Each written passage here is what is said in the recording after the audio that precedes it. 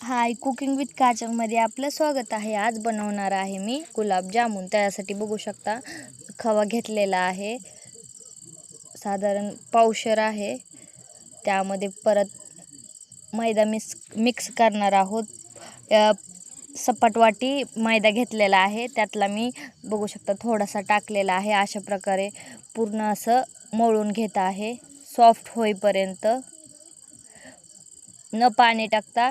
तुम्हाला वाटलं तर तुम्ही थोडंसं दूध लावू शकता। बघू शकता सपाट वाटीमधला तेवढं मी टाकून घेतलेलं आहे, थोडासा टाकलेला आहे।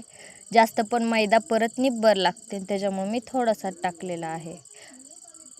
या प्रकारे आपण पेढे असे गोल करून घेणार आहोत।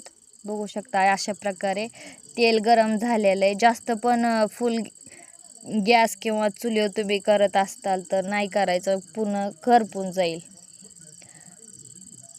बघू शकता अशा प्रकारे एक एक कमी तेलात गरम ह्याच्यामध्ये तळून घ्यायचे। बघू शकता अशा प्रकारे मी पाक तयार करून ठेवलेला होता इलायची टाकून। बघू शकता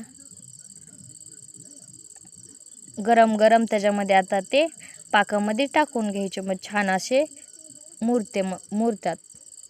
बघू शकता त्याच्यात मी टाकलेले आहेत। बघू शकता आपले झाले आहेत रेडी।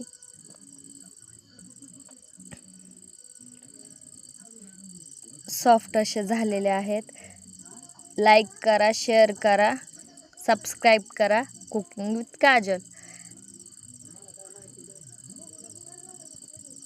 आजचे गुलाबजामुन कसे वाटले नक्की कमेंटमध्ये सांगा।